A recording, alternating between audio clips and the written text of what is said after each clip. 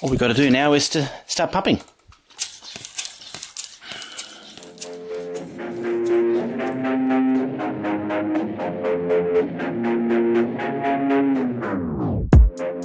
What is going on, everybody? Welcome back to the Fully Inflated Football Podcast. I am your host, Marcus Whitman, and we got a fun show ahead. I'm recording this here on Saturday, March 6th. I just want to give you guys a little bit of a heads up. Content is going to be a little bit slower over the next really 2-3 weeks. I would just say March in general. I've got a lot of stuff going on just in my personal life, just busy times.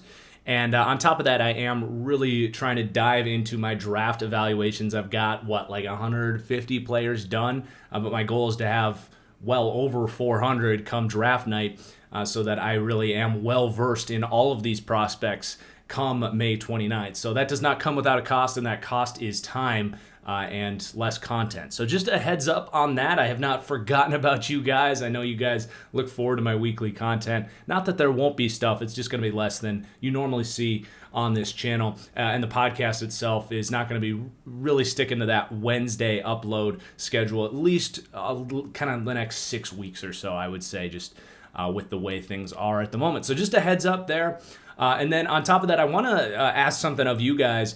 Take out your phones and set a reminder for the evening of May 29th, which is, April 29th, which is draft night.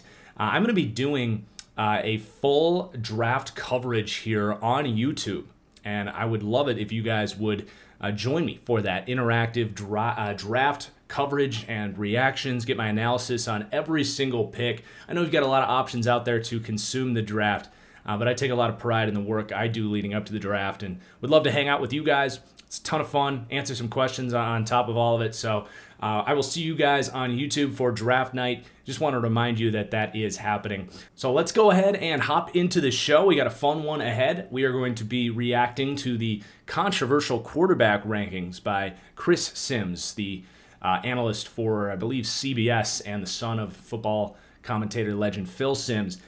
Definitely a lot of people wanting my reactions to that. He's a respected football mind, so we're going to react to his quarterback rankings. Then we're going to start in on what I'm going to call prospect primers. I've done these in the past. I'm going to kind of integrate those into the show, and that's just kind of focusing on players that I have more strong opinions on in this class, whether I'm higher on them or lower on them.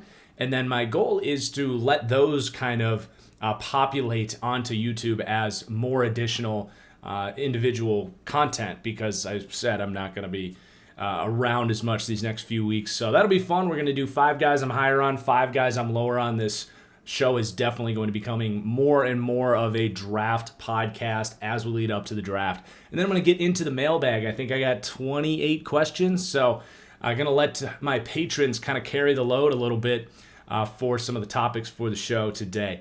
All right, so let's go ahead and get started with Chris Sims' quarterback rankings. He did a top 6, and brace yourselves because it is hot. These are his top 6 quarterbacks, starting at number 1, Zach Wilson. Number 2, Trevor Lawrence. Number 3, Mac Jones out of Alabama. Number 4, this was the most surprising part of this list, was Kellen Mond out of Texas A&M, someone that didn't even make my top 10 quarterback rankings. Number 5, Justin Fields, and number 6, Trey Lance. So I went ahead and listened to his podcast where he broke this down, and he made some really excellent points. The natural reaction on Twitter and when most people see this is, oh, he's just going for clicks.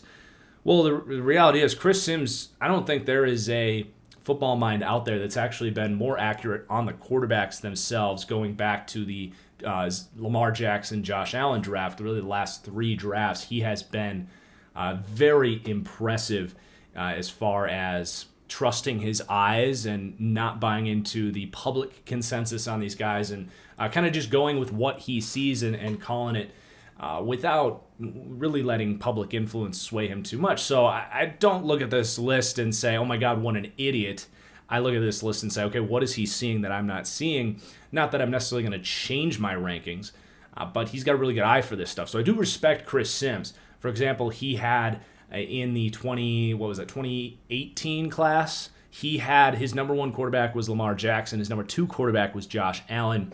And then he had Josh Rosen, I think number 5 or 6 in that class. He really kind of got that list pound for pound, like spot on. And then he had, who was it? He had Drew Lock ahead of Dwayne Haskins. That was a pretty good call by him in the 2019 draft. And then last year, he had Justin Herbert ahead of Tua. And he actually really liked Jordan Love as well. And I ended up flipping that last second, but did have Love ahead of Tua. He was, like me, one of few people that kind of went out on a limb and was like, okay, Tua's not really all that. Chris Sims is not an idiot. He's got a good eye for this stuff. Now, I'm not going to say I agree with everything on this list, but I did do a double take, as I encourage everyone to do when they see stuff like this.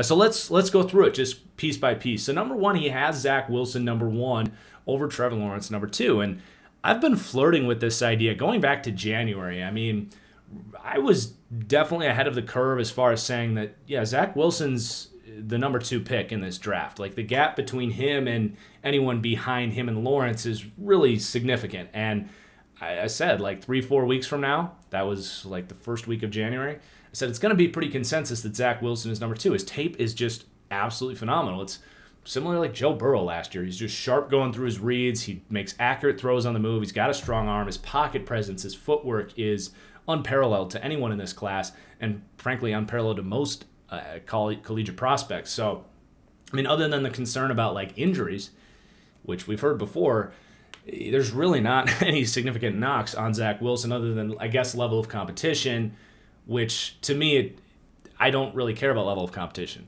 Are you getting pressured? Are your receivers screaming wide open? Are you making NFL throws? It doesn't matter to me if you're doing it against Coastal Carolina or Michigan State. It really doesn't make a big difference to me. I would actually argue that Zach Wilson's job at BYU was more difficult than, say, Justin Fields at Ohio State, Mac Jones at Alabama, Trey Lance at North Dakota State, who are just at much more dominant programs relative to the teams they're playing. So that's more of what I care about, is how difficult is your job. And other than getting really nice pass protection, Zach Wilson had to do a lot of stuff on his own. So that knock to me is really silly. Now, he's got him number 1 ahead of Trevor Lawrence. And I do get it. And I've actually flirted with this idea on and off. I'm not quite ambitious enough to do it, because to me, Trevor Lawrence has really transcendent traits when you want to talk about accuracy and command of the football. He has the ability to scramble. He is a good athlete. And for a 21-year-old, he is really solid at going through his progressions. But I do see some of the things that Sims sees in Trevor Lawrence that are not concerns with Zach Wilson. I think Lawrence did play in a bit more of a gimmicky college-style offense that was very reliant on first reads. And he also has the occasional moment of, okay, you need to speed up that processor.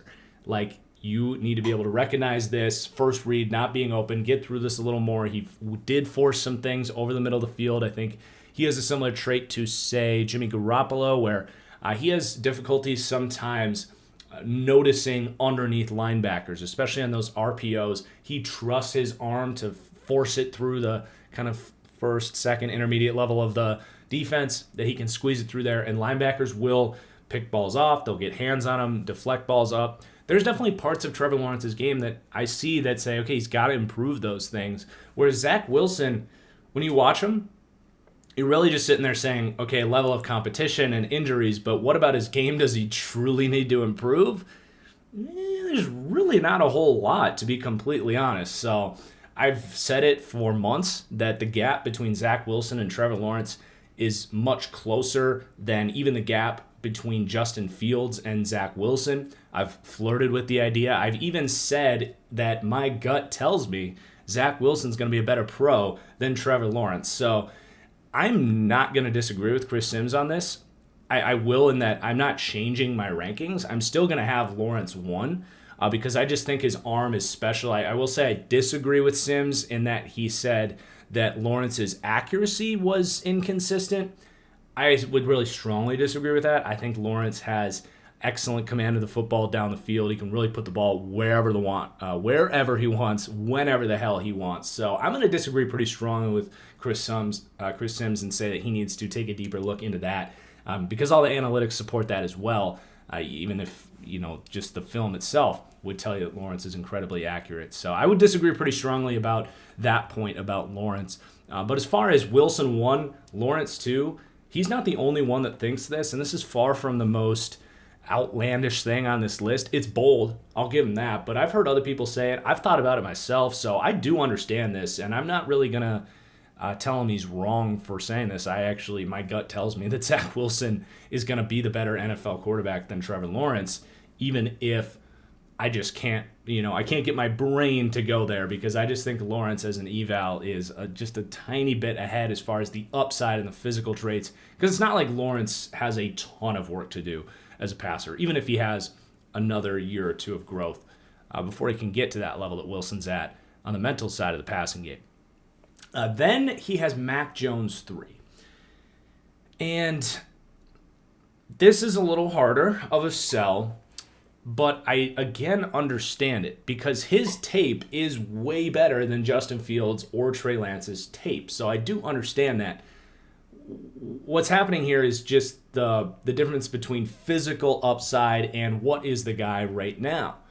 And I've even gone as far in one of my What I Would Do mock drafts, I actually traded up with the Patriots and took Mac Jones ahead of, say, Trey Lance. So the gap there is very small, and from a matter of preference, like if you want a guy that's going to step in day one and be able to start week 1 of the 2021 NFL season, there's really no doubt in my mind that Mac Jones should be the third quarterback in this class. So if his preference is, I want guys that are more pro-ready, that I don't have to totally coach up, I do understand that part of it. The problem with Mac Jones is a list of things. He doesn't have the most amazing arm and downfield accuracy. I would compare his arm and accuracy very much to Jimmy Garoppolo. And then beyond that, he had the Alabama factor. I do think that a lot of his tape looks a little better than it would anywhere else in the country, because he's playing behind this amazing offensive line and with these receivers. But without shredding Mac Jones, I liked Mac Jones a lot more than I thought I would. And I do think that I would say there's a very good chance, depending on where they go, either Fields or Trey Lance will end up busting, just because they are such like boom or bust prospects. And I think odds are one of them, I don't know who, is going to go to a team that can't really develop the things that they need to work on. And I would say there's a good chance that Mac Jones ends up better than one of those two. I think either Fields or Lance will get in a spot that gives him the help, and they will, those physical traits will shine and put you above Mac Jones. But I think you get where I'm going with this. Mac Jones is a polished player. Like, I was really impressed with his ability to go through progressions, and not just that, his pocket sense and ability to, you hear me say, manipulate the pocket and use his feet to extend plays. That doesn't mean scrambling, right? That can mean sensing that backside pressure and stepping into the right angle so that his left tackle can seal that guy off. It's what Tom Brady does better than any pocket passer probably in NFL history. And that's where you get some of those Tom Brady comps. It's not because he's unathletic or doesn't have an amazing arm. I think what people are seeing is, okay, as a pocket passer, this guy isn't Josh Rosen. He's not Dwayne Haskins. He really does navigate that pocket extremely well. And yeah, he played at Alabama, but he was pressured on and off. And that's really what's most impressive about Mac Jones, and I think what's going to give him the best chance to succeed. So I'm not just dismissing Mac Jones because he played at Alabama. I'm not dismissing him because Tua has come out of that same, basically, team and not really translated to the next level. I think some of those concerns that I apply to Tua are definitely there. But I actually think there's a pretty strong case to be made that Mac Jones is a better prospect than Tua last year, just from A, his ability to get through those progressions, and B, that pocket sense. One of my things with Tua was when pressure did get in, he didn't really sense it very well. He didn't navigate that pressure very well. I would say Mac Jones does. So I do like Mac Jones a lot. If you are really hesitant about Justin Fields and Trey Lance, which Sims clearly is, I think you can get behind that. It's safe. I almost said it's bold, but it's almost safe. It's like I'm not willing to take that risk on Fields and Lance, because those guys could go and be, Josh Allen, these, guys that can run around and make amazing plays and throw the ball all over the yard. Deshaun Watson, Patrick Mahomes, if you want to go that far. Like Fields and Lance have a chance to be those types of guys. I'm not going to say Mac Jones can, but Jones can be a very methodical pocket player that does some nice little intricate things. So, again, I wouldn't agree with it, but I'm not going to shred him for it. This next player is where I would probably start to shred him. Kellen Mond at 4, I had to go back and rewatch him after I saw this because he didn't even make my top 10 quarterbacks list. And when I heard him talk about Kellen Mond on the podcast, I wasn't convinced based on what he saw about Kellen Mond, because what Chris Sims likes about Kellen Mond was on my scouting report. He is robotical.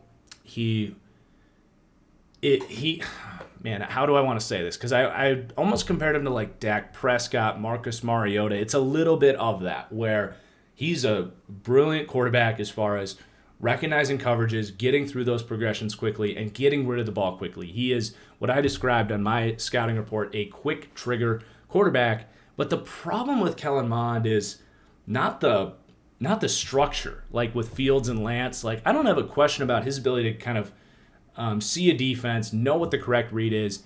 My problem with him is he is so to the book. He almost never uses his feet to extend plays. He is going to, if it's 3rd and 11 in a critical moment, he is the kind of quarterback that's going to take the check down that results in a 4th and 3, and you got to punt, because that's what he's supposed to do. And I guess Chris Sims really values that ability to, go through your progressions, know your reads, know the assignments, know the coverages, which is definitely important, but he's just lacking that it factor almost entirely. He does have a little bit of a weird release. I've kind of learned not to look too much into that, but he's very flat-footed in the pocket, which leads, again, to a lack of quick twitch athleticism when he does decide to extend plays, which is not very often. I just don't see how I don't see him being a better day one starter than Fields or Lance, and I can't think of a single case for why he has better upside. I agree that if there's going to be that Dak Prescott, that Andy Dalton, whatever you want to call it, in this class where he comes in as a mid-round pick and is smarter than you expect and can execute the rhythm of the offense, he is definitely a candidate to be that guy. But that's what he is. He's a mid-round quarterback prospect. He lacks the traits, and he totally lacks that it factor from a quarterback perspective. He's very to the book. He could be a very quality backup. He could be a low-end starter. But is it a player I'm drafting in the 1st round ahead of Justin Fields and Trey Lance like Chris Sims is selling? Absolutely not. So that is definitely where I gave the most pause. And I gave him the benefit of the doubt. I went and watched 2 Kellen Mond games this morning, and it was more of the same. It's just very methodical, get rid of the ball quickly, go through the offense. And it's not like he completely avoids mistakes either. Like he'll see double coverage. He'll see that first read get bottled up by 2 linebackers closing in on his receiver, and he'll still throw it anyways. So I don't get that at all. Maybe Sims is just playing 3D chess here, but I very strongly disagree with that. And then he's got Fields 5 and Lance 6. So if you took Mond out of this list, I don't think it's the craziest thing ever. I think he makes some really good points about these guys. I think he's got a different preference, a different way he looks at these guys that redistributes how he ranks them. But for the most part, I think this is a pretty solid list, other than the Kellen Mond thing where I'm just like, what the hell do you see? And when he described it, he didn't describe anything that I didn't see with Kellen Mond. I just don't get why he's valuing the things that Kellen Mond does well. But Fields, he brought up the first read thing. It's weird how like people are all of a sudden really diving into the first read thing with Justin Fields when Justin Herbert, yes, was shredded for it last year, but over the course of since I've been doing this, quarterbacks that get thrown that first read label, Blake Bortles, Mitch Trubisky, there's a long list of guys that had kind of bust written all over them because they didn't go through their progressions as much as you want to see. A lot of those guys don't work out. Justin Herbert is an outlier. And it's not that Justin Fields can't be Justin Herbert and that he gets to the next level and it turns out the coaching he received at Ohio State just wasn't something that translated to the NFL and he gets NFL coaching, and that really, comes on, just like it's out with Justin Herbert. But I really think we're seeing this sort of recency bias with what happened with Justin Herbert, because so many people, I would say 3/4 of the draft community, had a similar evaluation on Fields than we do with Herbert. But Herbert worked out, right? We missed with Herbert that turns out Oregon's offense was just completely horizontal. I picked up the thing from Hard Knocks where he wasn't even taught at Oregon to go through his progressions in walkthroughs. He had to learn that part of the game. And I get the idea that, okay, if you take Fields out of that environment and put him into NFL coaching, there is a chance it works out. And I agree. That's why I have Fields ahead of Lance, and I have him consistently mocked at number 4 in my what I would do mock draft. So it's not that I dislike Justin Fields. I do think there's a lot of boom or bust aspects, and I am very concerned about his ability to get through those progressions. I think it's a very legitimate criticism. But I find it fascinating that now that Justin Herbert, this outlier of a first-read quarterback, has gotten to the NFL, and we've been able to kind of go back and see why that was, we're now applying all of those same circumstances to Justin Fields, when I just don't think it's that simple. I think that it is an issue that Justin Fields needs to learn, and that's why I love him going to Atlanta and sit behind Matt Ryan, really kind of get rid of that Ohio State offense that, there's all the criticisms about Ohio State quarterbacks and how they don't work out at the NFL.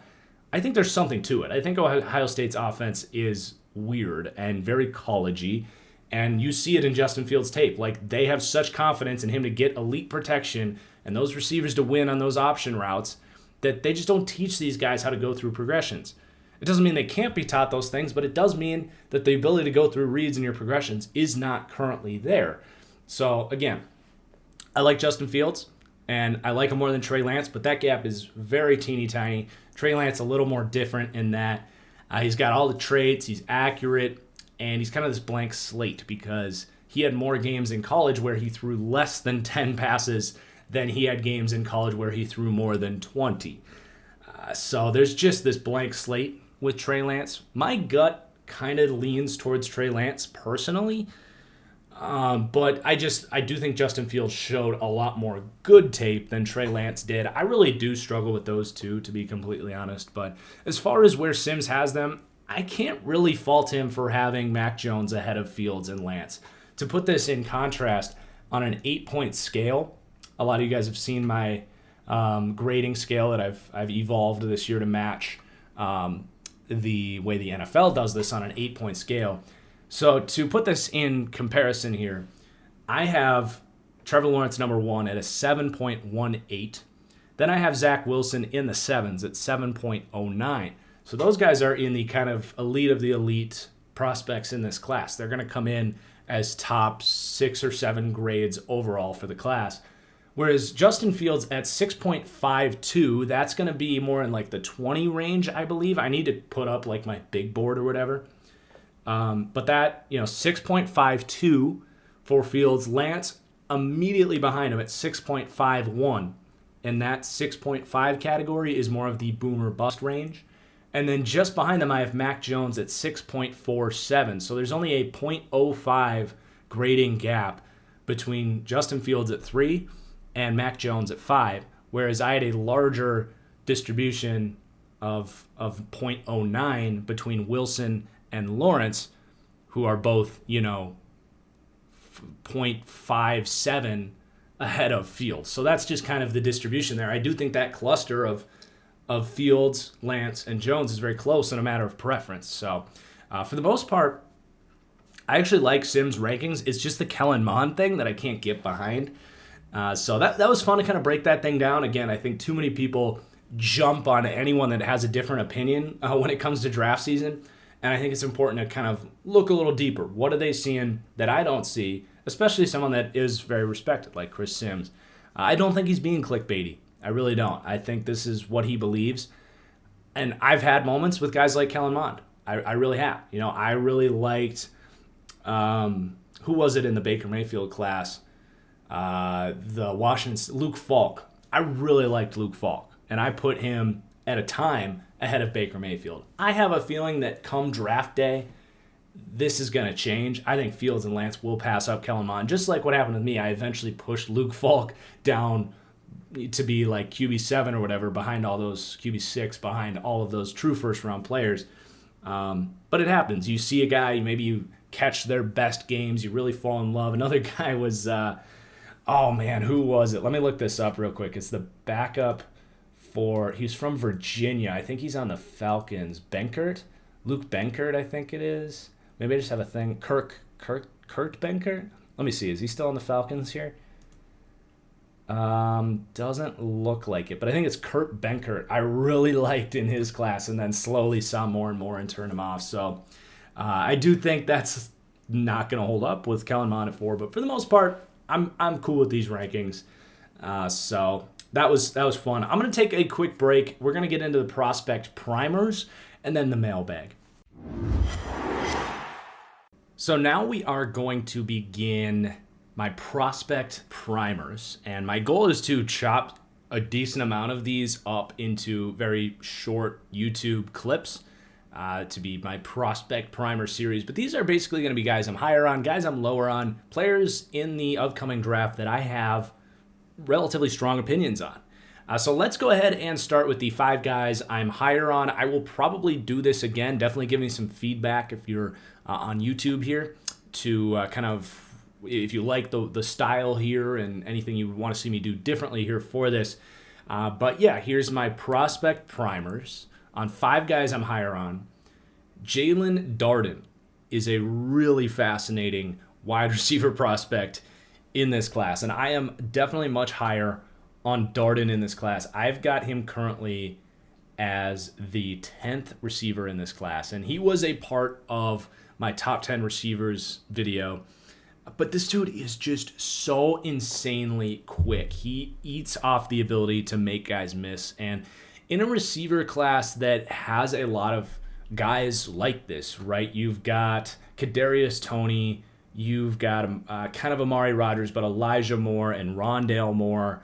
There's a lot of these 5'9" slot types that just have that quick juice, that quick twitch athleticism to make guys miss.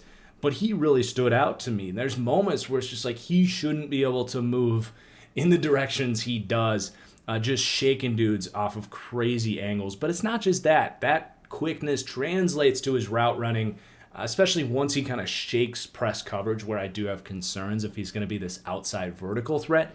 But in the slot, you're not going to see as much of that. But that quickness totally translates down the field. You know, he wins on post routes, getting deep as a vertical threat. He's got decent top speed. I'd be pretty stunned if he doesn't run at least in the 4.4s.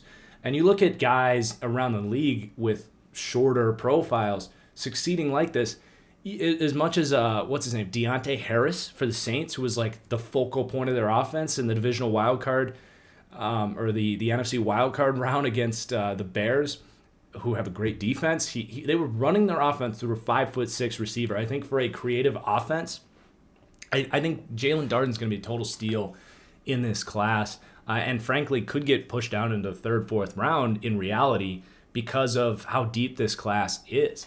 And I'm definitely going to be applauding whoever takes Jalen Darden. And if you haven't watched this dude's highlight reel, you're missing out. It's just something else, but it's not just the highlight reel. His tape shows up as well. So definitely a gem in an incredibly deep receiver class there, Jalen Darden. Then our next prospect primer here is definitely much more under the radar, and that is a tackle out of Missouri, Larry Borom. And I'm just going to start by reading my player profile on Larry Borom, which, again, if you guys enjoy my draft analysis, I do encourage you to check out my Patreon. Patreon.com/ThatFranchiseGuy. You can get access to my draft board and see these player profiles on everyone in this class. But Borom here, I'm going to read this blurb, if you will. It's difficult to not think of 3rd-round behemoths like Orlando and Trent Brown, who worked out big time when you watch Larry Borom play right tackle. Humans north of 330 pounds shouldn't be able to move the way Borom does, and his technique is not particularly poor as a complement to that. However, where Borom needs significant improvement, if he is to match the play of those other players just mentioned, he absolutely must improve his play strength, especially the power he is able to get from his arms, because he simply doesn't bring the pop you'd expect, and he doesn't have the grip strength in pass pro that you should be able to expect from such a big dude. However, his get-off is exceptional, and his technique and footwork is definitely day one serviceable. Though there is room to improve, Borum has a nice floor, but with the development he showed at his so-so program and his athletic potential, Borum has about as good a chance as any mid-round player to become a star tackle if you can get this guy to improve his upper body in the weight room. So essentially, he is massive. He's listed at 330 pounds at 6'6", so he is that big mauling type of tackle, but I was expecting more of a plotter when I dialed up his tape, and what happened was he flies off the ball. He has a quick kick slide technique. He gets depth in his kick slide, and just his ability to land his punches and his footwork in general, it was much better than I expected, and that's rare for these massive dudes. There's other guys in this class with, similar profiles. I'm just dialing up my list here. Guys like, say, Spencer Brown, Tommy Doyle, Alaric Jackson, kind of all these guys in that 4th, 5th round range. They don't have the A, athleticism that Borum has, the size, B, that Borum has, and C, frankly, just the overall technique. Really what Borum needs to do is beef up a little bit in the weight room, translate a little bit of that, frankly, fat to functional strength, especially in his upper body. When he lands his punches, it doesn't really stick and hold. That grip strength isn't as much as you want to see. And, knocking dudes in the run game, he gets there really quickly, and he's big, and it's functional. So he's a good run blocker, but he could be a fantastic run blocker if he could learn to use his upper body a little more effectively. So in a very deep tackle class, I look at him as a very intriguing profile. Now, I'm not saying, take the guy in the 2nd round and expect him to start day one, but as a project, I think this is a guy that has really nice upside. And if anyone, as I said, is going to be Orlando Brown or Trent Brown, who, correct me if I'm wrong, I think we're both 3rd round picks. I think Larry Borum is going to be that guy if he can get into a good organization that can kind of make him better in the weight room and continue to improve that technique, which is definitely not poor. So Larry Borum, I think, definitely being pushed under the rug a little bit in the 2021 NFL class. Next up, we've got Osa Odigizua is our next prospect primer here, and he is definitely going to be making my top 10 interior defensive lineman video, so I'm not going to spend too much time on him here, but essentially I really like Osa Odigizua. People have been trying to find that next Aaron Donald for a while now, whether it was Solomon Thomas in the top 5 for the Niners, Ed Oliver in the top 10, and those guys, let's just say, haven't met expectation. Thomas has been much worse than Oliver. Oliver's been better than that, but neither of them have been remotely close to Aaron Donald, who is the best probably player in the NFL pound for pound, regardless of positional value and all that. But the biggest difference between Osa Odigizua coming out of UCLA and Thomas and Oliver is that he plays the run exceptionally well. I think his play strength is much more effective, especially than Ed Oliver and then Solomon Thomas. And that's going to make him a much more effective early down defender and not really what Thomas and Oliver have been, which is more of just a weird sort of, pass rush down speedster on the inside. Odigizua is in your face with his athleticism. He has a massively built lower body. He looks like his lower half from, not to be weird, but like his ass and his quads all the way down, like he looks like Saquon Barkley in the athleticism he has, and that quickness shows up. But he uses that to leverage extremely well. At 6'2", he plays much stronger than the 280 pounds that he has, which is not something I would have said about Solomon Thomas or Ed Oliver, who definitely needed to improve that play strength. So I do feel good about that. Now, Odigizua isn't the level of freak athlete that Solomon Thomas and Ed Oliver were, but I do think he's got much more functional strength. And I think this is a player that you can get in the 2nd round as opposed to Oliver and Solomon Thomas that had these crazy expectations to be these awesome 3-down starters and focal points of the defense, whereas Odigizua can come in and have those expectations of being a role player. And I love the fit to the LA Chargers in the second round, who need a second piece there on the interior. And Brandon Staley, who just got to use Aaron Donald and is going to have a really creative plan, because Brandon Staley for the Rams would put Ed Oliver at edge on early downs. He would put him at nose tackle at times, 3 technique, 4 eye. He moved Donald all over the place. And I think Odigizua, he's never going to be as productive as Aaron Donald, but if used in that same role, because Donald does have the occasional flaw because of his size, not to look too far into that, but I think that he's maximized by being moved around dependent on the down. Very similar with Odigizua. Put him with a smart defensive mind like Brandon Staley. He could be just a fantastic, I don't think he's ever going to be a superstar, but as a role player thing, I think his absolute ceiling could be maybe I almost said Grady Jarrett, but I think he could be a top 12 to 15 defensive tackle. And he just gets me excited watching him, because you don't see guys at 280 pounds that explosive. And he's got some decent technique as a pass rusher too. So maybe I'm rambling with him, but I get excited with Osa Odigizua. And then another player here is definitely, we're starting to get deep into draft territory, but he just kind of popped to me. And this is Isaiah McDuffie.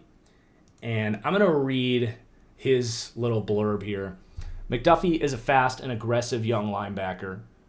By the way, he's a redshirt junior. He declared early, which is originally why I got my eye on him a little quicker. But he's a fast and aggressive young linebacker who plays with violence. He has the desirable physical traits and the right mindset for the position, but he needs to see the game much better to reach his upside at the next level. He often bites the cheese on play actions, overshoots his gap, takes poor angles leading to missed tackles, which he had a lot of them. He fails to get proper depth in his zone drops as well, though he's got the physical traits to get that depth. His flaws are very coachable, and he thrives in the uncoachable things such as athleticism, strength, and violent mentality, so his best football may very well be ahead of him. And I want to bring up a specific Boston College linebacker. I know you don't scout the helmet, but a specific Boston College linebacker who was almost an identical size, same school, and his name is Kevin Pierre-Louis, who you might not know who that is, but Kevin Pierre-Louis was drafted in the 3rd or 4th round. I want to say 4th round by the Chicago Bears in 2015. And he was a special teamer for a long time, and a damn good one at that. He may have even made a Pro Bowl as a special teamer. I could be wrong about that. But they liked him in Chicago, but they've always had these great linebackers, right? Trevathan, they drafted Roquan.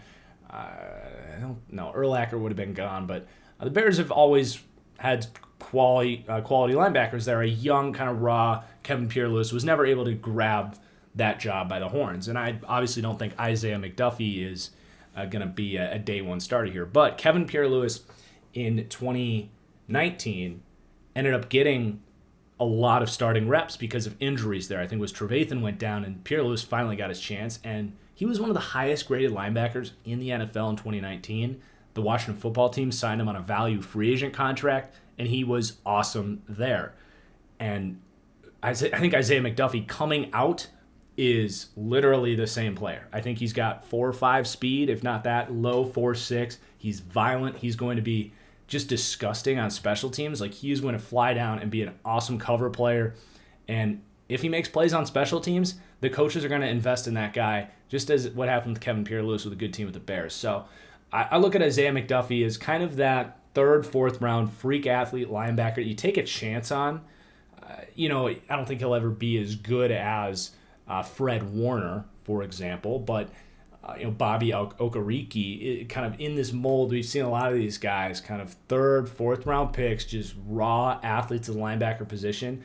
And just the way he plays the game, McDuffie, he takes on blocks head on. He doesn't do what a lot of these undersized linebackers do, where he tries to, bend around constantly and use his quickness and, be afraid to take guys on.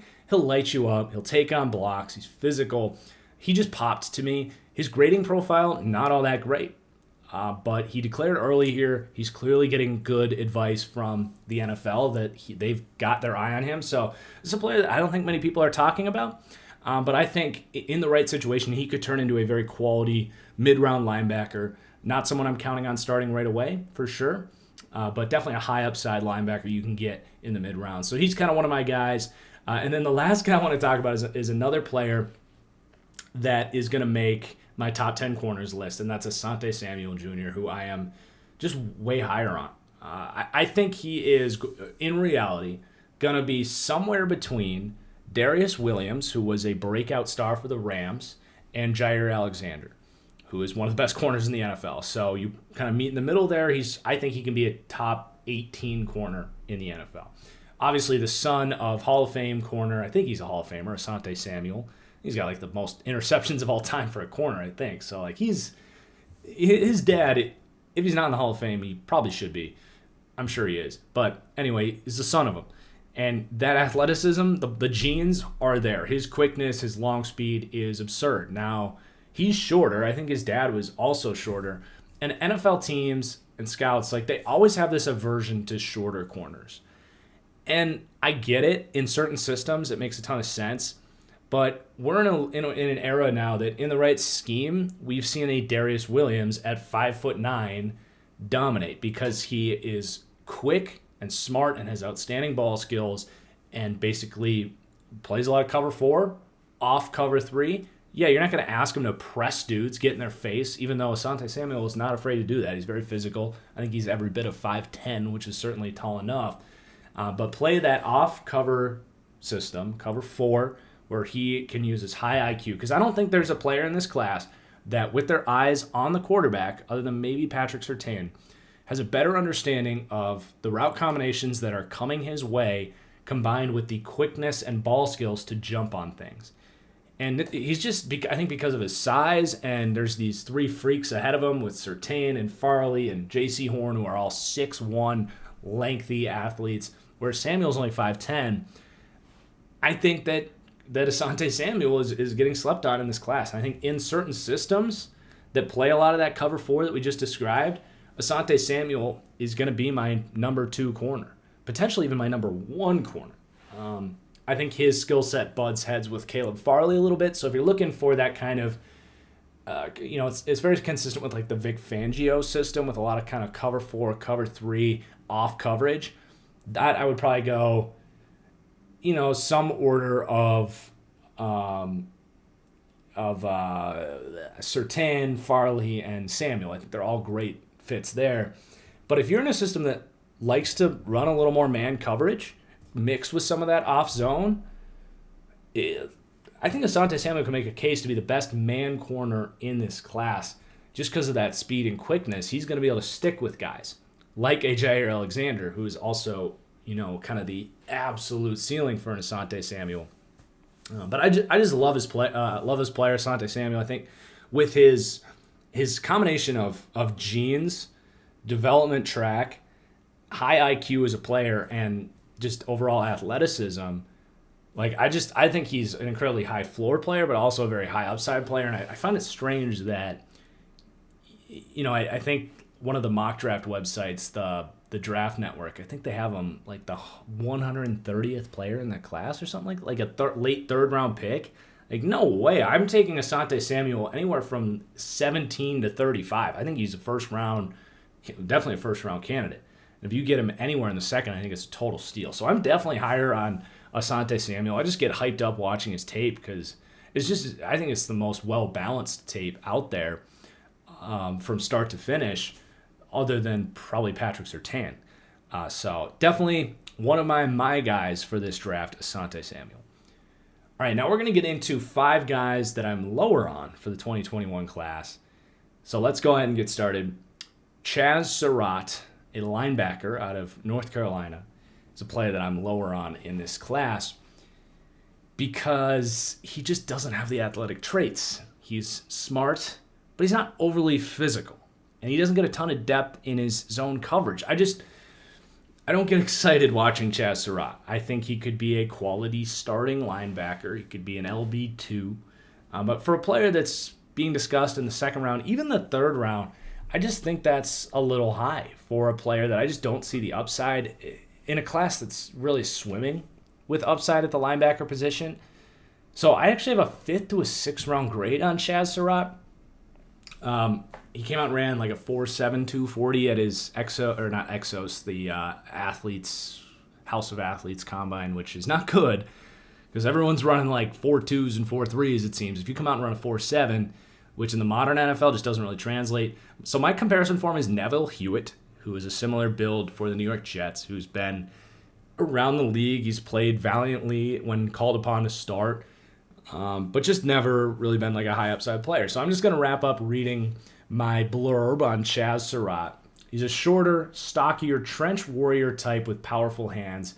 He lacks top speed, size to take on blocks in the run game, and is a tight mover, which will likely limit his ceiling.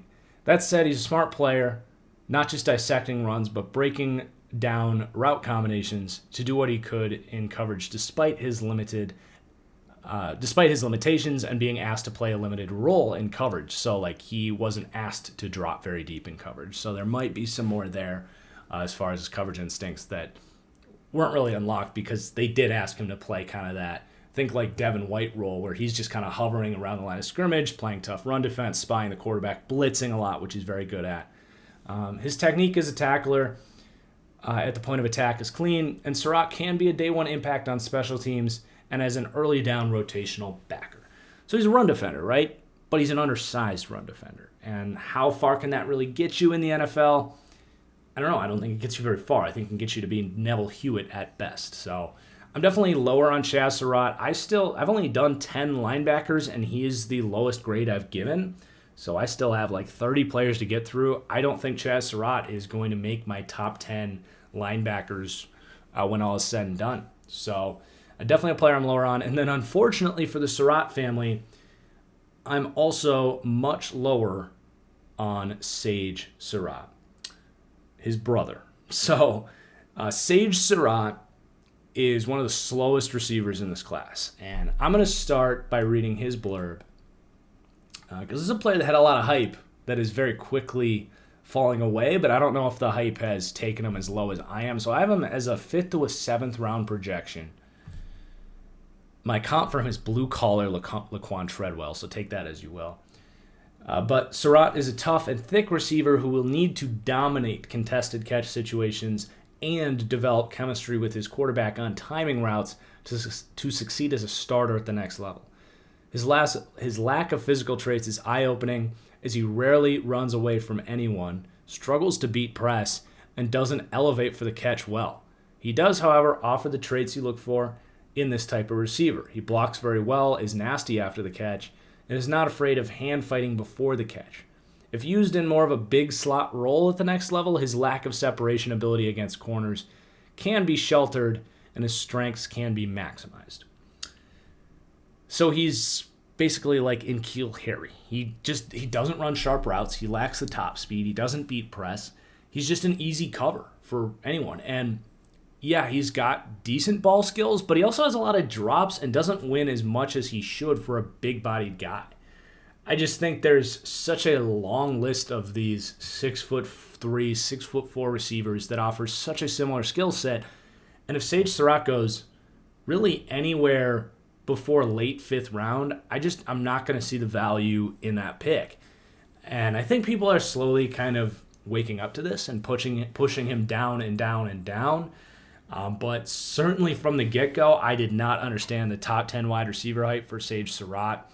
And I just don't think he's going to be a good pro, to put it extremely bluntly. I don't think he has the size to like convert to tight end, and he definitely doesn't have the quickness to play receiver. So I'm definitely not a Sage Surratt or a Chaz Surratt fan. I'm sorry, I don't have anything against the Surratt family, but I guess the athletic traits just aren't quite there enough for me. My next prospect primer here is another guy that I'm lower on, and it's Alex Leatherwood, left tackle out of Alabama. And when I posted my top 10 offensive tackles video when was that? Last Friday? 2 days ago, Thursday.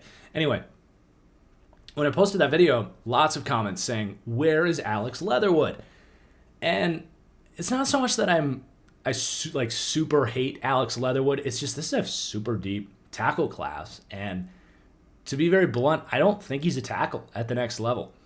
And maybe it's just confirmation bias, and I need to take a deeper look, but I had a lot of concerns coming into the Senior Bowl with Alex Leatherwood as far as his foot speed, his kick slide technique, and his ability to land his punches as a pass protector. I have no problems with him as a run blocker. He's an outstanding run blocker, but his pass block technique was very poor. And I had some concerns coming into the Senior Bowl, and those concerns absolutely showed up. I don't know if he kind of was buying into his own hype and that lack of development, kind of being able to get away with some worse technique at Alabama because of all the help around him. But when he got into the one-on-ones in the Senior Bowl, he definitely did not look the part of a left tackle. And frankly, doesn't really look the part of a right tackle. I just don't think his feet are quick enough. Now, in the run game, he can get off. He can climb to the second level. He's a beast as a run blocker. And I tweeted this the other day. Alex Leatherwood is my number 12 tackle in this class. I've got a third-round grade on him. But if he was straight up a guard, he might be my number 1 guard in this class because I do think he's got the foot speed to come inside and play guard. He's got the strength. He's a great run blocker. He's got strong arms. So I do think he could be an excellent guard. But you're dealing with a little bit of that hybrid factor that you tend to see with college prospects. And if you draft him, I mean, we just saw with Orlando Brown, he's like trying to force his way out of Baltimore because he wants to be a left tackle and all this stuff. I don't think it's the same thing, but I think when you draft Alex Leatherwood, I think there is an expectation from his camp, his agent, him himself, that I'm a tackle. And that's something you have to work with. I don't know if he's going to be willing to just come in and be a full-on guard right away or not. Maybe he is. But if that's the case, if you talk to him before the draft, and I wish I could call up Alex Leatherwood right now and be like, hey, if I draft you, 50th overall, the Pittsburgh Steelers or whoever it is, will you start day one at guard for us, or will you compete at guard right away and give up on being a tackle for us? And if there's definitely a chance that, and it's rightfully so, like he could make a lot more money as a tackle in the NFL if he's good. So what I'm getting at is there's some complications there. I love him at guard. I love how he projects there. But a lot of these guys that I don't think can play tackle, that I think are great guard conversion candidates, just aren't going to be first-round prospects for me. They're going to have a hard time being top 50 prospects for me. So that's where I come in on Alex Leatherwood. I don't think he's a very good pass protector, straight up. And I don't know if he has the quickness and technique to get there as quickly as he needs to get. But I love him as a guard. So a lot of people were asking me about Alex Leatherwood in my top 10 tackles video. Where I'm at on him, he's tackle number 12 for me. But as a guard, he's right at the top. All right. Then we've got Jason Owe out of Penn State, who I did cover in my edge rush video. So I don't need to go too deep into this. If you want to hear more about Jason Owe, you can check out the edge video. But basically what it comes down to is he's a freak. I see the athleticism. I see the upside. But there's a lot of other players in this class that I think have similar athleticism and much better tape. And Owe is a guy that gets mocked in the first round. I don't see it. I think he's much closer to a Josh Sweat, who was a true junior coming out of Florida State at the identical size, who just had a lot of growth to do. And Josh Sweat took a lot of time for Philadelphia and eventually has become a very good player. But again, a fourth-round pick for the Eagles. That's much closer with Jason Owe than I think. Now, Sweat probably fell a little bit too far. But I think Owe, end of the second, early third round, great value. But he's not a very physical player. He graded out really well as a run defender, but when I watched his tape, it didn't really show. I didn't see him really taking on blocks and showing that physicality necessarily. To put it a little more blunt, I think he kind of lucked into some really highly graded plays by kind of using that speed, and like he almost kind of spun out of blocks like he was doing a speed rush. But by doing that, he put himself way out of position. But I think a lot of times it worked out because the running back was kind of ended up in that direction. But a lot of times, because that sounds pretty good, a lot of times when he would do that, instead of controlling his blocker, throwing him to the side, your traditional run defense, instead of doing that by spinning out of these blocks, way more often than not, he would take himself out of position and leave a gaping hole in his gap. So I'm not in on Jason Owe until he shows further development. Now, that development can totally be there, but there's guys in this edge class that I think actually have similar upside that showed much more of that physicality. to be the guys I'm talking about are Ronnie Perkins, Aziz Ojulari, Joseph Asai, for example, and Gregory Rousseau at the top. So Jason Owe is definitely someone I'm lower on in this class. And then the final prospect primer here, Nico Collins, a player I'm much lower on in this class. So he's a wide receiver out of Michigan. He's an interesting study. And I've heard some people really respecting Nico Collins on podcasts around, third round grade or second round grade, really liking his traits. And I definitely didn't see it. And I really looked hard to see that with Nico Collins. So at the Senior Bowl, I just didn't fall in love with him. I will say he's got good quickness for a big dude. And I think some of those reps at the Senior Bowl, you see a 6'4" receiver with some good foot speed, and yeah, it looks pretty good. And that is going to give him a chance. But he's not very fast. That's the problem. Like, if he is an outside receiver, he's going to have a hard time stacking guys on the outside and being a true deep threat there. And I don't know, man. I just don't get the second, third round hype on him. He's right there with guys like Sage Surratt and your Brennan Eagles out of Texas. There's so many of these big 6'4" receivers that don't separate well that can win tough catches. And you can go to the free agent block. If you don't want to spend a 6th round pick, you can go to free agent block and just pick your poison of like 20 dudes just like Nico Collins. He runs decent routes. Like, again, the foot speed's there. The route running's good for his size, but he does lack that top speed.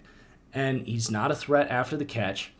So I'm not in on Nico Collins as a 3rd round prospect, especially in this class where there's, to me, 28 receivers in this class better than Nico Collins. I think he's got a chance because of that foot speed. I do think he's a draftable player, 5th, 6th, 7th round. But, yeah, man, I'm not in on the Nico Collins hype. I'm going to read his blurb to wrap this thing up. But Collins is quick relative to his massive frame, but lacks NFL juice to inspire confidence that he will be able to separate at a high level in the NFL. He works well in the short to intermediate game as he's able to change direction well and has a nice release and foot speed for such a bigger player. And this should make him a decent red zone threat when paired with his nice ball skills and run blocking ability. His speed and burst just leaves a lot to be desired, and he will have a difficult time finding a full-time role as a quality starter without being a true deep threat or offering much after the catch. Collins opted out of the 2020 season and was far from dominant in the Senior Bowl. So I think people are hoping that removing him from poor quarterback play at Michigan is going to unlock some of that talent at the next level. But I do think this is a player that's leaning in the direction of being overdrafted in the 2021 NFL draft. I'm not saying he's a guaranteed bust, but this is just not the type of athlete that I'm spending a day 2 pick on, which is what I'm hearing a lot of out there. And I just don't get that hype from Nico Collins. All right, so that was the prospect primer section. That was fun. Definitely plan on doing some more of that as I continue to fill out my draft board. But we're going to wrap up with the mailbag. So again, guys, this show is brought to you by my Patreon. Patreon.com/ThatFranchiseGuy, where you can not just support the show, but become a part of it. Just $1 a month gets you access to submit questions to the Patreon mailbag. Beyond that, if you want to go above the $1 a month quota there, you can get access to things like my draft board. You just saw me reading off those player profiles. And the full TFG draft insider package is up there as well. We got a bunch of film rooms up there. Just did Jamar Chase versus Devontae Smith on yesterday. So if you enjoy my draft content, you want to support it and get more of it in the process, head over to patreon.com/ThatFranchiseGuy. And a shout out to all of my patrons who are still supporting this thing. Let's get into some Patreon mailbag questions, starting with one from Donovan Dorsha. Now that the draft is around the corner, we saw how the year played out. What is your take on the Jamal Adams trade now?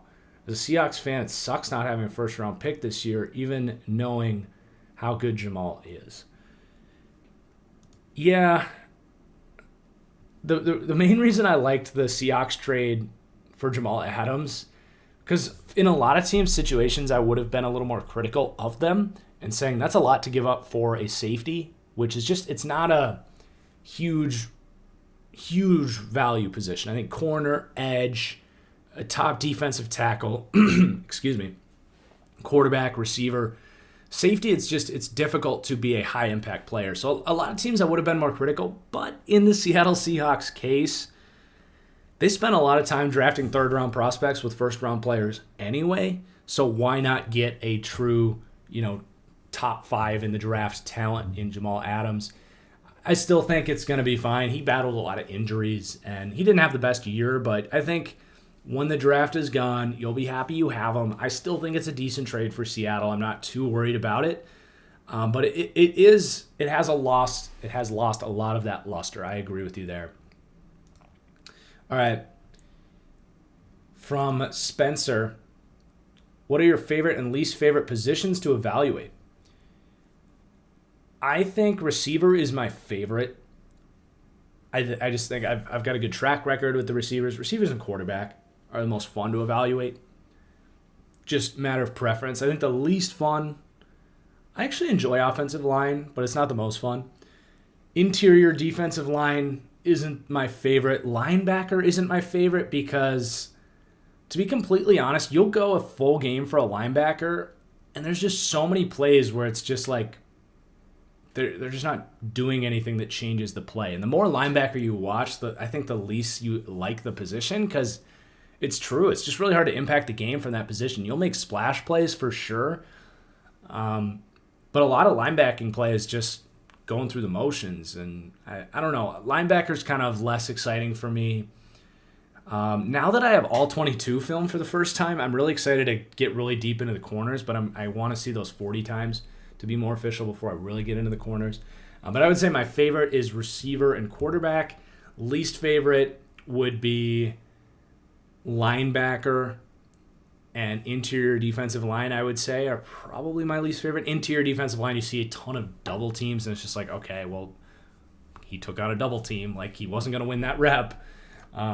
So there you go. From NBA Kingdom, do you see Lamar Jackson getting a huge contract extension, or do I see Baltimore playing hardball? What type of season will Lamar have in 2021? I think what Lamar did in 2020 is what Lamar is. I think he's a quality passer and an exceptional runner. I think when he gets a little more help with the blocking that was really bad, you'll see better play. I'm not so much on the side of like giving him a true number one receiver is going to change that much. It could help a little bit, but I just think he's so efficient in the middle of the field. That's where he likes to attack. He's great with his feet. I think the offensive line is what's going to give Lamar more help than, say, signing an Allen Robinson or something. Not that would hurt necessarily, but they only have so many resources to go around, right? But I think because he won the MVP, he's going to end up getting that extension most likely. I don't think Baltimore plays hardball, and frankly, it's probably going to cost them like $40 million. And that's why I'm critical of Lamar, right? Is at that contract, I do think he's a player that needs a lot of help around him. Needs a great offensive line, needs some good playmakers, needs great defense. I think you win a Super Bowl with Lamar Jackson. Can you win a Super Bowl with Lamar Jackson taking up, what is that, 20% of the salary cap? I don't know. I think it significantly decreases your chances. I don't know if they're better off letting him go. I'm excited to see him play this year with better surroundings, but I think that answers your question. I do think they pay him. I think he's got the leverage. I think they like him a lot. But there is a risk that he's just not a $40 million player for sure. From Patrick Hill, what do I think more likely Washington... What do you think would be more likely to get Washington out of QB purgatory? Trading up for Mac Jones or trading for a Mariota or Darnold? Mariota is QB purgatory. I think they could be a playoff team with Mariota, but he's not going to flip a corner and be your franchise quarterback. Darnold's got a chance. Is Washington the team that does that for him? Maybe. It's not the worst landing spot for Darnold. I do like them going to get Mac Jones. I think he could really succeed there. I I would say either Mac Jones or Darnold are great options, because if you trade a second for Darnold, you draft another receiver in the first, and all of a sudden he's got some good weapons. And Mac Jones, I think, good offensive line there in Washington. Assuming you get Scherf back, he could definitely be a quality starter for them on a cheap 5-year contract, which is awesome. I mean, 5 years is a large window. So I like either of those options for Washington. I think those are best case. Did we already do this one? I already answered that question, sorry. All right, from Nicholas Craig. In a ranking of all the starting running backs in the NFL, where would I put James Robinson? Oh, boy. Okay, so to fast forward the top 10, you end up with like Zeke, Miles Sanders, some of these other younger guys in like the 11 to 14 range. I wouldn't put him above those guys quite yet. I think he's probably like in the 16 to 20 range is probably fair. I think 16 to 20 range, just off the top of my head, is about where James Robinson comes in. Hard to know, like you probably put him over like Melvin Gordon and Phillip Lindsay, but if they had the workload of a James Robinson, it's hard to know exactly. But he's kind of in that threshold of like 16 to 20. From Gene Bray, Urban Meyer's strength coach looks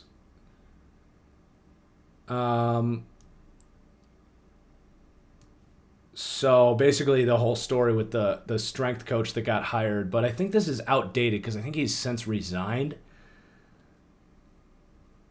So I think I'm just going to skip over this question because I think this is outdated because the strength coach that was controversial for the Jags ended up resigning. So I'm going to skip over that. From Geometric Heat, what's up, my dude? What are some things to look for when scouting corners? Okay. First thing I would ask is like what scheme are they playing in, just so you can kind of understand how they're being used and what they're being asked to do. Are they asked to play physical press coverage up in guys' faces? Are they playing off zone? Are they playing a ton of man coverage? That just kind of tells you a little bit about the kind of coaching they've received and what their skill sets are. And then I love to look at obviously long speed if you can find it. If you can find him running stride for stride on a go ball, that's a little harder to find, but that's obviously important. But just that ability to kind of change direction, flip your hips and keep your speed, that's huge for me. Whether it's jumping a short route or flipping your hips and getting speed to go backwards, those to me they translate pretty much in any system you look for. And then if they're in like a press scheme, you want to see length and physicality. If they're not, you probably want to look more for that quickness. But those are a couple things I look for. From Jack, have I ever seen a slam dunk prospect, quote, you knew they would be elite players in the NFL? If so, please name some of them. Did I ever get some of them wrong? So what you're describing is what I call a blue chip prospect. And my definition of a blue chip prospect is different than a lot of people out there. I'm actually going to pull up my definition of a blue chip prospect that I tweeted last year, because I put a very high, I want to have a definition of the elite of the elite, because a lot of people will just say, oh, he's a true first round talent. Well, there's a huge gap between Jamar Chase and Rashad Bateman, for example. And that's a bad example because Jamar Chase isn't a blue chip prospect for me quite yet. But anyway, let me read my definition of a true blue chip prospect. A scheme-independent player with a high floor and a Hall of Fame ceiling. That's the biggest difference I have with a lot of people's definition of blue chip, is I think, Hall of Fame ceiling. Checks all boxes of athleticism, production, development path. You want to see them get better year by year in college, which shows good work tendencies, injury concerns, and character. Will more likely than not be a franchise cornerstone player. That's the tweet. So there's usually between 1 and 5 blue chippers in each class. Hard to see too many more than that. And I have a few of those every year. And I've got a pretty good track record of that since I've been doing this. I think, I find this conversation fascinating. So I'm actually going to pull up, if I can find it real quick, my old draft boards just to kind of go back and look at this. So I've got 2019 here.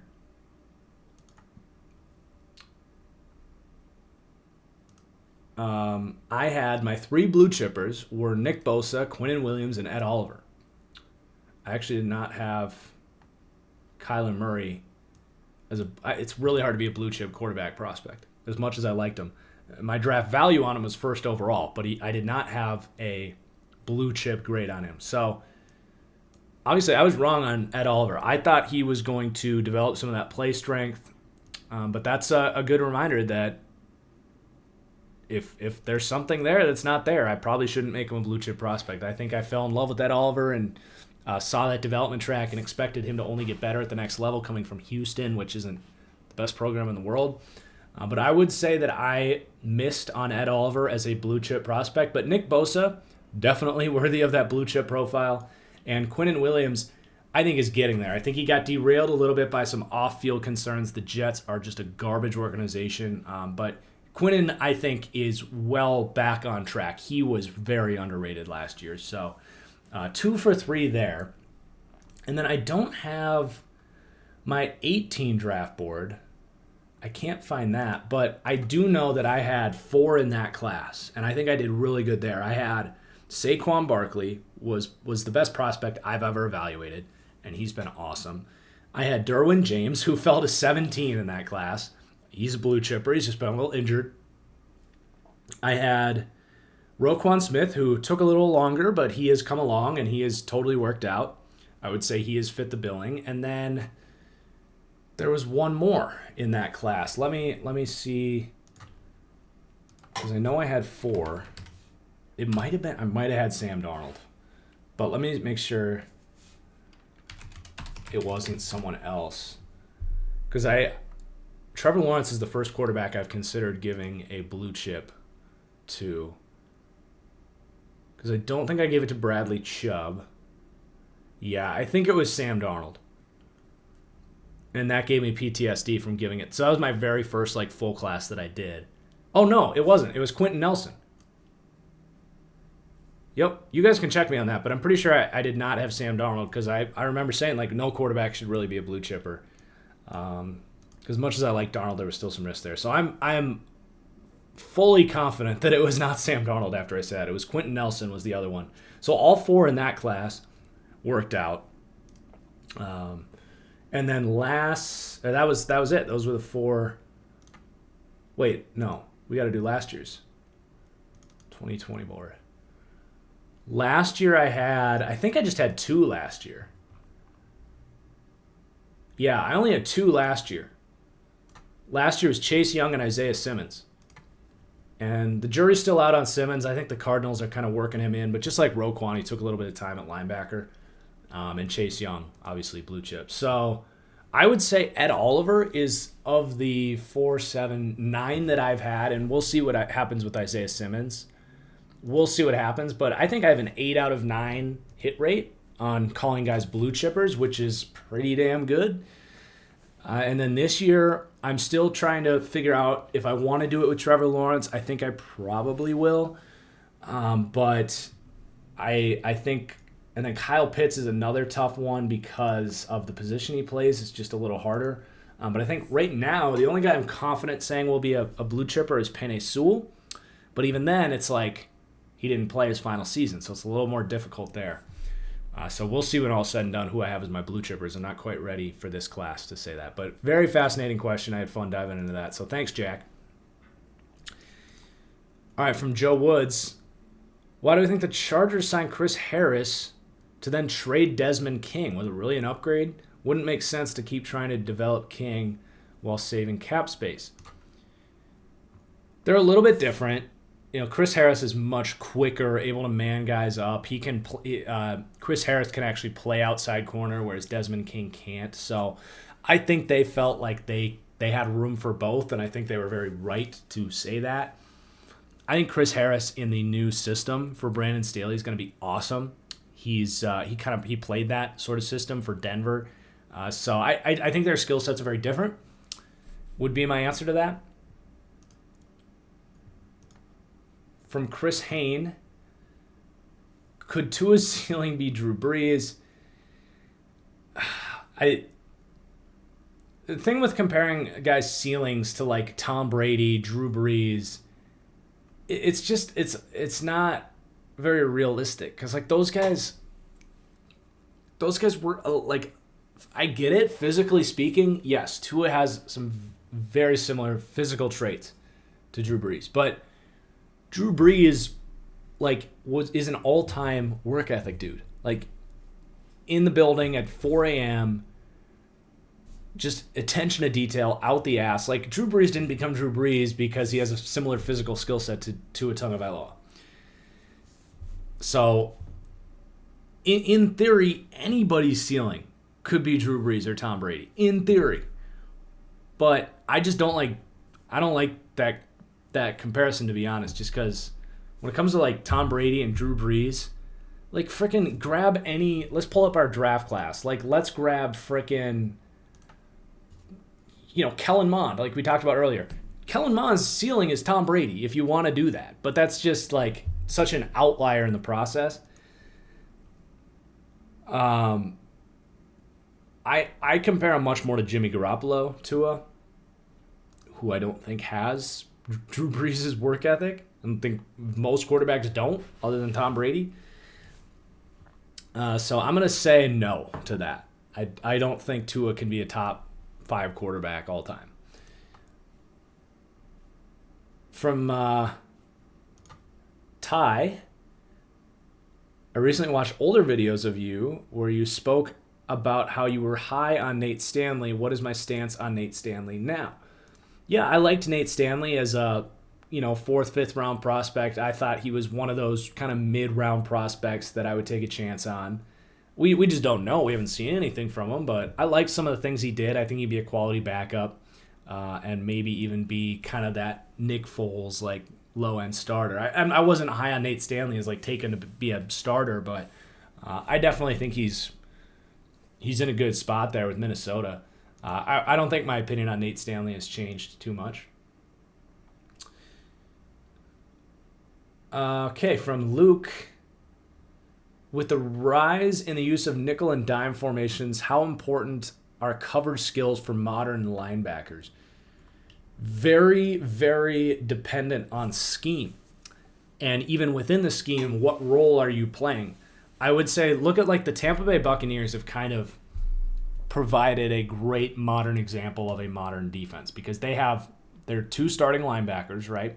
Devin White and Levante David. Levante David is the cover guy, and his cover skills are unbelievable. It's what makes him a top 5 linebacker in the league. His ability to get depth, to man up tight ends, to recognize routes and jump on things, they're rare. Now, there's only like 5 guys in the league, in my opinion, with coverage skills comparable to Levante David. Fred Warner, Bobby Wagner, Eric Kendricks, and I'm probably forgetting someone there. But actually maybe just those 4. But anyway, incredibly valuable. It's just very difficult to unlock players to have those good coverage skills. That's why I think Zaven Collins is fascinating in this class, because he showed a lot of that stuff at Tulsa. Just elite coverage instincts. Very difficult to get those things and develop those things. But it's also really valuable to have a guy like Devin White, who can be just an uncontrollable blitzer. Like, running backs cannot handle Devin White. He comes in like it's simple physics, right?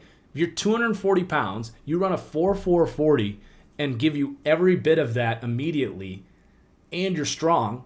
Like, no running back in the NFL, I don't care if you're Derrick Henry, can handle that amount of force, and he has the balance to like maintain that. Him as a blitzer elevates so many things and makes offensive lines account for him so much differently Not to mention his sideline-to-sideline speed to contain all these athletic quarterbacks, his physicality and ability to shut down outside runs. Him and Levante David, it's unbelievable the amount of compliments there. So, like, if you get a guy like Devin White and you compliment him with, and it doesn't necessarily need to be Levante David, you could have a Patrick Chung or something like that to be that cover linebacker and just use Devin White in that valuable run defense role. Tennessee's a great example of that with how they use Rashaan Evans, but there's just different ways to use linebackers, and I do think the cover guy is the more valuable guy because that's harder to find, but I don't think it's everything if you can craft around different skill sets. From Will Smithy. This is the second of two questions.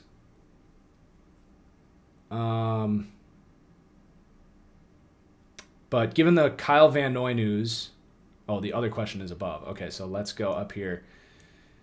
What would be my thoughts if the Dolphins traded back from 3 to like the 6 to 9 range and took Pitts? To me, the Dolphins taking Kyle Pitts, that's the one team in the NFL that should not take Kyle Pitts because Mike Gesicki looks like an awesome piece. You spent a second-round pick on him, and you would render him almost useless if you took Kyle Pitts because those guys are, from the role that they're going to play, is extremely similar. I don't know what you do with Mike Gesicki when you have Kyle Pitts. So, and Mike Gesicki is a very unique player. I think the only other team you could argue would be in that dilemma would be if like Zach Ertz was healthy and your number one tight end because he's also not like a great inline blocker. So I think Miami might be the worst team in the NFL to fit Kyle Pitts in there because they have Mike Gesicki. He looks really good. And then the other part is, given the Kyle Van Noy news, I think it's awesome we have a lot of Dolphins fans because I have not been too nice to the Dolphins, so I appreciate you guys for sticking around. You guys, you must be very real because I've been very harsh on the Dolphins. But given the Kyle Van Noy news, with Van Noy out in Miami, who do you see as potential options in the draft to replace him? Well, that role is very findable in the Belichick offense, but if you want an answer for the draft, luckily you don't need to spend a super high pick there. But let's see. I think like Chris Rumpf in the 4th round could be a good pick there. Quincy Roche maybe could pull off that role, some of that coverage. If you could get Azeez Ojulari in the 2nd or Joseph Asai, could be really fascinating pieces there. Maybe like a Jamin Davis if you want to go more of the off-ball outside linebacker route. Those are just a few names. But that's a role that around the league that run those Belichick defenses, that kind of hybrid outside linebacker. Like look no further than Andrew Van Ginkel. I don't know if Vince Beagle is still on roster there because Vince Beagle filled in great. Andrew Van Ginkel filled in great there. I don't know if you necessarily need to replace those guys. But there's definitely options. From a spooky ghost. Ooh, you scared me. Ooh, in your last mock, you had Darnold going to the Panthers for a 2nd-round pick. Well, I think that's definitely a good idea. Tepper has made it pretty clear that he wants another quarterback. It's been made public that Bridgewater was part of the failed trade negotiations for Stafford, and the Panthers have outright said they're looking to move on from him. Yeah, I've heard some things get nasty there. I just don't know if Bridgewater really has the leverage to really... So, I mean, here's the deal. Like, obviously Bridgewater is not your long-term answer, and it's unfortunate that things are getting muddy there, and that I don't know if Bridgewater expected to be the full-time like franchise quarterback or whatever. But the problem here is, unless you're trading up to get Zach Wilson, which I don't think is likely, whoever you end up with, if you want to go the high upside route, like you could take Mac Jones, you could trade for Tua, or you could trade for Mariota. That's also, you're in the same spot, right? You don't have that franchise high-end, potentially elite quarterback. So whether you're drafting a Fields or a Lance or trading for Darnold, you don't feel very good about that guy starting. I think Darnold, because he's been in the league and he's already been a starter, is the one piece that you'd probably say, like, okay, you could probably just get rid of Bridgewater and start Darnold. That's not ideal. But it's definitely a muddy situation. Maybe you if Bridgewater really wants out, maybe you cut him and sign a Fitzpatrick or something to be an earlier starter, or a Tyrod Taylor who did that for Herbert. I don't know. It's unfortunate that situation's getting muddy because he is the perfect, no pun intended, bridge quarterback there. But they're in a kind of a tricky spot there because they only have that 8th pick. It's not like you're getting Lawrence or Wilson and things are more straightforward. With the finishes of pro day numbers as opposed to full-fledged combine, do I see guys like Anthony Schwartz getting pushed out of the draft due to a legit concrete 40? I'm not ready to make any rulings on that because I'm curious to see how these pro days are operated. Because right now, these are the numbers that are coming out right now are from workout facilities. And I just don't know how much trust I'm willing to put in those. I want to see these guys come out, pro days, be well covered, media coverage, NFL teams there, really like official combine production. So I'm not quite ready to see that, but I think Anthony Schwartz gets drafted. I think he runs at worst like 4.3 and someone takes a chance on him. Because it's not just the 40 time. Like his speed shows on tape. Like Anthony Schwartz is fast as hell. It's not just about the 40 time.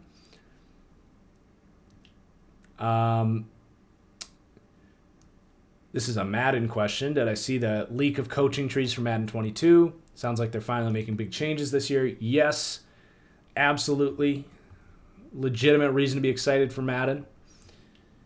I'm not really going to go into that here because it's more of a football podcast, but yes, I did see it. And time to start getting excited for the next Madden. Is there any chance, this is from Vic, any chance Tooney hits free agency, and if he does, who has the best chance of signing him? I do think he hits the free agent market because New England, I think, has enough talent at that interior position. I think once they got Onwenu in there, I think they're feeling a little better. They're getting what's his name back at right tackle from the opt-out next year. So I do think he hits. Bengals be a good fit there. Teams with cap space, which is not a lot of teams. Maybe the Jets, the Bills. There's a lot of options there. Basically, anyone with cap space that needs a guard, he'd be one of the top paid free agents, I'm sure. From Jonah, if you had to take the top QBs from the last 2 years and put them in one class, what would my top 5 look like? Right now it would be Lawrence. You said from the last 2 years, so that goes, I'm assuming you mean back to 2018. So it'd go Lawrence, probably Kyler, Zach Wilson, although I'm not for sure about that. And then I'm just trying to make sure I don't forget anyone. Last year had Burrow. I forget Burrow. So I'd go Lawrence, Burrow, Kyler, Zach Wilson, and then next up would probably be Jordan Love, honestly, 5th based on my evals, because I had Love as the number 2 quarterback last year. So if you're just talking about my pre-draft grades, because Love would be QB3 in this class, he'd be QB2 last year, and he'd be QB2 behind Kyler. So I think, Love would be 5th. From Oscar, can you go into detail on what blue and red chip prospects are? Well, ironically, I already did blue chip. I don't really say red chip. I usually go blue chip prospects, true first-round talents, and then, whatever definitions you want to say after that. So usually about 20 true first-round players, like 4-ish blue chip prospects, but I actually already answered that, so we're good there. From Keegan Jones, what are some of your least favorite teams in terms of how they have attempted to build their roster? I like how you worded that because I always say I don't really have favorite and least favorite teams. What happens to me is, because I watch every game, I follow every team as closely as I can, I get frustrated when teams do stuff that I think is dumb. And then I start to dislike those teams, and more often than not, they underperform because they did dumb stuff. I would say the teams that bother me the most, for a while it was the Jaguars. I think they're kind of back on track there, but going back to like when they extended Bortles, drafted Fournette, I really was bothered by the Jags, but they're growing on me a little bit. But I would say that the Raiders have really bothered me with how they've built their team. The Giants got a little bit of respect last year, but from the drafting of Daniel Jones, drafting of Saquon Barkley, number 2 overall, the overinvestment in interior defensive line, in run stuffers. The Giants, I think, have really limited their upside as a team, just like the Raiders have. Honestly, the Dolphins, they found a great coach that is elevating a lot of things, but the Dolphins have really bothered me with a lot of things they did. I was really critical of their draft last year. People were stoked about their draft because they got all these good young players, but yeah, they had all those great picks. I didn't think Austin Jackson was the guy. I thought they overdrafted Tua. I didn't mind the Noah Igbenogany pick. We'll see when he gets on the field what he looks like. I didn't think Robert Hunt was the best value. I didn't think they best used even their later second-round picks. I've been really off on the Dolphins. They kind of butchered the Kyle Van Noy situation. He's going to have dead cap. It sounds like they're going to pay Aaron Jones a bunch of money. From a front office perspective, I am very adverse to the way the Dolphins are handling things, and I wish they did better because I really like the coach and the culture, and a lot of Dolphins fans are awesome. So that's probably the big 3. From Scott Nance, well, then there's the Packers that I think are also just moronic a lot of the times. Do you think it would be better for the Steelers to take running back in the first than someone like Mayfield, or opposite, take O-line in the first and hope to grab Javonte Williams in the second? I think Najee Harris is their dude. If they can get Najee Harris, that's it. If Najee Harris is gone, then I'd grab an O-line and take one of those running backs in the second. But Najee Harris is just awesome, and he brings that physical element that I think they need. From REA Beats, who are the prospects you're higher on consensus on? Well, perfect. I already did my that was one of the segments here, so glad I kind of answered that. From Gus, what would you grade on Jalen Phillips be if he had a clean bill of health? Jalen Phillips would probably be my number 1 edge rusher if he had a clean bill of health. It'd be him or Gregory Rousseau. Those two being the kind of super high upside potential true number 1s. Yeah, Jalen Phillips, his tape's really impressive. I like him, but it's the concussion stuff is scary. From Ethan, I've heard Deshaun Watson say multiple times that he loves Tim Kelly and playing in his offense. Can you break down his offense and what you think his offense that Deshaun likes? Is it similar to Bill O'Brien's? Yeah, I'm not going to lie. I would need to do a kind of a deep dive into the Texans' offense that I just don't have time to do. My understanding is that he is a Bill O'Brien guy, which means he runs kind of that West Coast offense, get rid of the ball a little quicker, likes very quick, speedy receivers. But beyond that, I don't have a deep dive into Tim Kelly's offense, other than I'm aware that it is under the sort of West Coast branch of offense, in that their run game is going to be operated through the quick-hitting passing game, and then you build off of that. So that's kind of the core understanding of the Texans offense. I wish I had a better answer for you, but I don't want to speak on, I don't want to educate, I don't want to guess on something I'm not super informed on.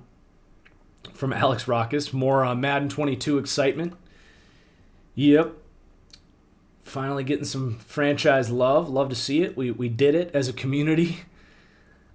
From Nathan Baum. Oh, this is about the Chris Sims, so we did that. From Jack Brown, is it just me or does Alex Leatherwood give serious Isaiah Wilson vibes? A guy who can't really play tackle and hasn't shown develop. Wow, you guys were really... I swear I did not look at these questions before I chose the topics for the show, because some of the last questions here have been stuff that we hit on. And then Lumer Kuber, what were the reasons you originally called Roseman the smartest man in football? To me, besides moving up to Wentz and building depth in the D-line, I did not see what made him so special. One of my favorite things that Howie Roseman did 3 years ago when they built a Super Bowl roster, was he was one of the first GMs to really identify the value of trading for veteran players on the back end of their rookie contracts. He went and got Timmy Jernigan. He went and got, I think it was Darby. I think he traded for Darby, Timmy Jernigan, and was there another one? I think that was it. Maybe Deshaun. He traded for Deshaun Jackson from the Bucs, and that was a pretty valuable contract. But yeah, he really was creative with the cap. He traded for veterans that were going to be cheap. He was early in the movement. He was the Eagles are probably the first team after the Saints to really start to be ahead of the curve as far as understanding how to renegotiate contracts, kick the can down the road. 2-3 years from now, like everyone for the most part understands how to do that now. We're finally seeing the Chiefs do it, the Packers do it, teams around the league. The Steelers just did it. The Saints did it first, and then the Eagles kind of were the first team outside of New Orleans to kind of figure out that sort of gimmick with the cap. So they were really creative with the cap. Now, they're starting to pay for it now, and they've had a really hard time because they were aggressive, right? They traded picks for valuable contracts. They kicked the can down the road. They gave up picks to go get Wentz. But now they're really struggling to have that counterpunch as an organization, how to find value elsewhere, and they're struggling to do that. And it's definitely hurting them. But yeah, I will stand by it. Like Howie Roseman, that's why he's still there. He was amazing and respected across the league as a guru not that long ago. So I'm not ready to rule him out. I think with his back against the wall, there's a pretty solid chance that Roseman can figure this thing out. But it's going to be really tough to save his job there. And I understand why Eagles fans are frustrated with him. But there we go. That's the mailbag. It was a fun show. I appreciate you guys for hanging out, for watching. And I'm going to probably do a mock draft reaction on Monday. But beyond that, going to be definitely a couple slow weeks of content. Might put out a couple of these prospect primer videos in there. But if you're still with me right here, you would have already heard that content. Going to be streaming a little bit on Twitch, but just appreciate your patience as I work through filling out that draft board so that I am good to go come draft night. And we'll see you guys later. Enjoy the rest of your weekend. Peace.